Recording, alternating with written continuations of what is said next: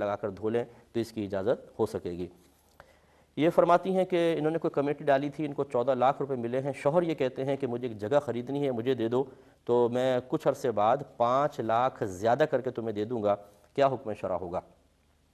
دیکھیں سب سے پہلے تو یہ دیکھا جائے، آپ اپنے شوہر سے کلیئر کریں اس بات کو کہ کیا آپ یہ پیسہ مجھ سے بطور قرض لے رہے ہیں اور پھر یہ کہہ رہے ہیں کہ 6 مہینے بعد یا 1 سال بعد اس میں 5 لاکھ شامل کر کے دیں گے۔ اگر شوہر کہتے ہیں یس تو پھر ایسا معاہدہ کرنا حرام اور گناہ کبیرہ ہوگا، کیونکہ قرض پر جو نفع لیا جائے وہ سود ہوتا ہے۔ نبی کریم نے واضح طور پہ حدیث میں ارشاد فرمایا یہ جائز نہیں ہے۔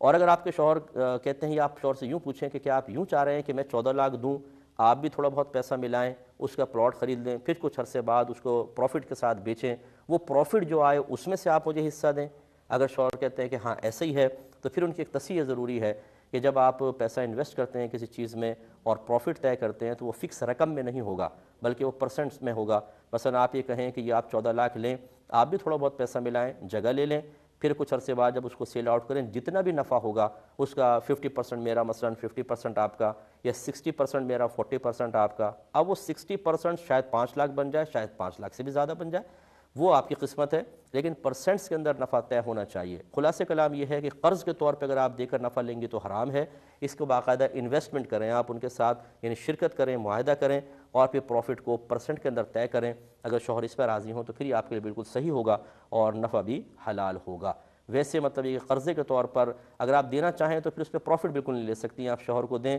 وہ اپنا کام کریں، بعد میں آپ کو قرضہ لوٹائیں تو جتنا لیا ہے اتنا ہی دیں گے وہ اپنے۔ ہاں یہ ہو سکتا ہے کہ طے بالکل نہ کریں، آپ سے قرضہ لے لیں، زمین رکھیں، بیچیں، اب جو ان کو پروفٹ ملے وہ اپنی مرضی سے آپ کو کچھ زیادہ کر کے دے دیں جو پہلے سے طے شدہ نہیں تھا۔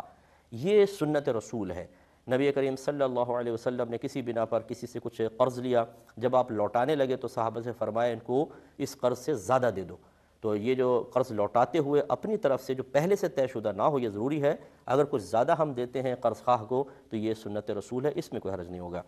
لیکن